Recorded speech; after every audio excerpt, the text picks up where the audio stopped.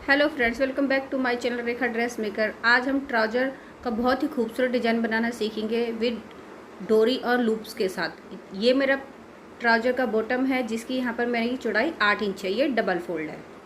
इस डिज़ाइन को बनाने के लिए मैंने यहाँ पर एक पेस्टिंग पेपर पे कपड़ा चिपका दिया है सेम मैचिंग का, जिसकी लंबाई यहाँ 16 इंच है और चौड़ाई यहाँ पर 3 इंच ली है। आधे आधे इंच का गैप रखते हुए यहाँ पर मैंने मार्किंग कर ली है सीधी लाइन, और जो बीच का डिजाइन बनेगा वो 2 इंच के करीब का बनेगा। जो देखिए यहाँ पेस्टिंग पेपर चिपका दी है, आपको भी सेम ऐसे ही करना है। हमें अपने लूप्स रेडी करने हैं। इसके लिए मैंने यहाँ 1.5 इंच के करीब एक कपड़ा लिया है चौड़ा, उसे बीच में से फोल्ड करके फिर एक बार बीच में से और फोल्ड करा है और इस पर एक किनारे की सिलाई लगा दी है। यहाँ मुझे ढेर सारे लूप चाहिए, इसके लिए यहाँ पर आपको लंबी लंबी पट्टियों की ज़रूरत पड़ेगी। तो देखिए यहाँ किनारे की सिलाई लगाकर मैंने अपने लूप्स रेडी कर लेने हैं। पट्टियों पे किनारे की सिलाई लगाने के बाद देखिए इन पट्टियों को 2.25 इंच के करीब मैंने काटा है लंबाई में। आपको भी ऐसी अपनी पट्टियाँ रेडी कर लेनी है। अब हम इन पट्टियों को अटैच करेंगे अपने पेस्टिंग वाले कपड़े पर। तो इसके लिए मैंने 1 इंच का मार्जिन छोड़ दिया है। उसके बाद जो हमने लाइन खींची थी आधे इंच की, उस लाइन पर हमें अपनी ये पट्टियाँ आधे इंच बाहर की तरफ रखनी है, यानी कि अंदर की तरफ, लाइन से अंदर की तरफ रखनी है। और ऐसे करते हुए हमें एक एक पट्टी इस पर सिलाई लगाते हुए अटैच करनी है। जो इन पट्टियों का गैप होगा वो आधे इंच से थोड़ा सा ज़्यादा रखा है। आप चाहे तो आप ज़्यादा भी रख सकते हैं, 1 इंच के करीब भी आप अपना रख सकते हैं गैप को, लेकिन मैं आधे इंच से 2 पॉइंट ज़्यादा रख रही हूँ। और इसी तरह से हमें इन पट्टियों को पूरी लाइन पर स्टिच कर लेना है।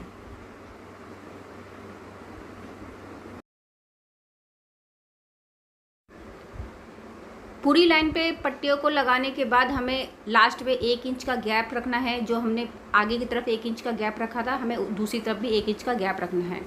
दूसरी तरफ भी सेम हमें ऐसे ही पट्टियाँ लगा लेनी है, 1 इंच का गैप छोड़ना है। और जो हमने पहली पट्टी लगाई थी उसी के ठीक सामने आधा इंच अंदर की तरफ पट्टी को रखना है और अपनी पट्टियों को ऐसे ही अटैच करते हुए रेडी कर लेना है।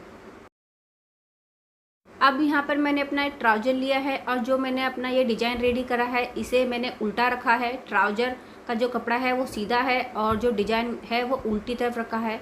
और जो हमने डिज़ाइन बनाते वक्त सिलाई लगाई थी उसी सिलाई के ऊपर हमें अपने इस डिज़ाइन की सिलाई लगानी है। सिलाई लगाने के बाद अब हमें इसे सीधा करना है और इसके ऊपर एक किनारे की सिलाई लगा देनी है। अब हमें कटवर्क रेडी करना है। इसके लिए मैंने यहाँ पर एक पेस्टिंग पेपर लिया है जिसकी लंबाई 16 इंच और चौड़ाई 2 इंच ली है। अब हम इसे बीच से फोल्ड करेंगे, फिर दोबारा से एक बार और बीच से फोल्ड करेंगे और इसके बाद एक बार और बीच से फोल्ड करेंगे। ये 3 बार फोल्ड करने के बाद अब हमें इस पर अपना कटवर्क का निशान लगा रहे हैं। तो मैं यहाँ राउंड में कटवर्क दे रही हूँ, आप दूसरा कटवर्क का डिज़ाइन भी दे सकते हैं। तो यहाँ राउंड में मैंने निशान लगा लिया है, आप अपने अकॉर्डिंग राउंड शेप दे सकते हैं। शेप देने के बाद अब हमें इसकी कटिंग कर लेनी है।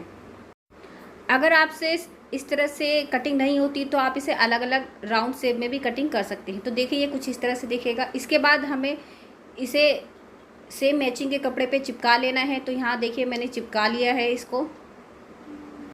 अब हमें सेम मैचिंग का ही दूसरा कपड़ा लेना है, उतनी ही लंबाई चौड़ाई का, और इसके ऊपर रखकर हमें इसके किनारे पे एक रफ स्टिच लगा देनी है। बाद में ये कटिंग हो जाएगा।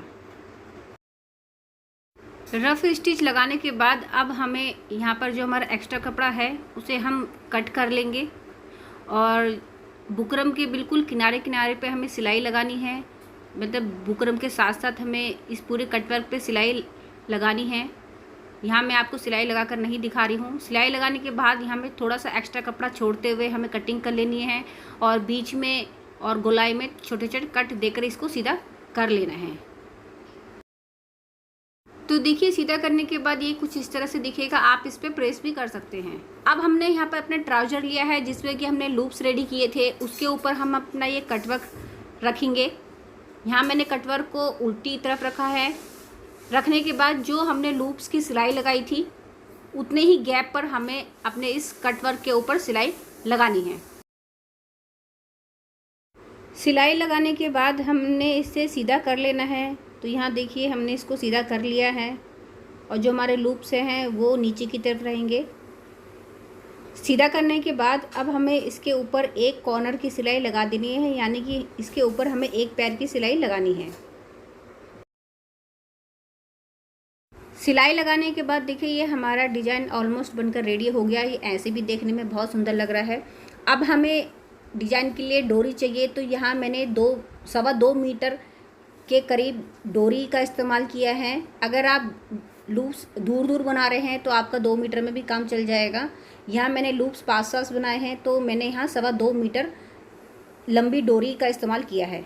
अब हमें इस डोरी को इन लूप्स में डालना है, तो ये जल्दी से हो जाए इसके लिए मैंने सुई में इस डोरी को सील दिया है और सुई की हेल्प से पहले मैंने एक लूप में डाला है, उसके बाद नीचे वाले लूप में क्रॉस में डाला है, फिर इसके बाद फिर ऊपर वाले लूप्स में एक लूप छोड़ते हुए दूसरे लूप में डाला है। फिर हमें नीचे की तरफ एक लूप छोड़ना है और दूसरे लूप में इस डोरी को ऐसे ही डालते हुए जिगजैग पैटर्न में इन डोरी को लगा लेना है। एक लूप छोड़ना है, उसके बाद हमने इस डोरी को खींचना है।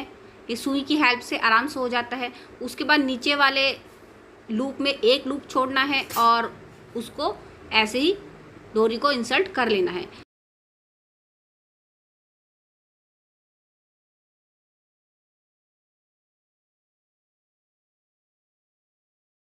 ऐसे ही एंड तक हमें अपनी पूरी डोरी डाल लेनी है लूप्स में। तो देखिए एक तरफ की डोरी लगा दी है, अब दूसरी तरफ भी हमें ऐसे ही करना है। एक लूप में डालना है, फिर नीचे वाले लूप में डालना है, फिर ऐसे जिगजैग पैटर्न बनाते हुए हमें दूसरी तरफ भी अपनी डोरी इंसर्ट कर लेनी है।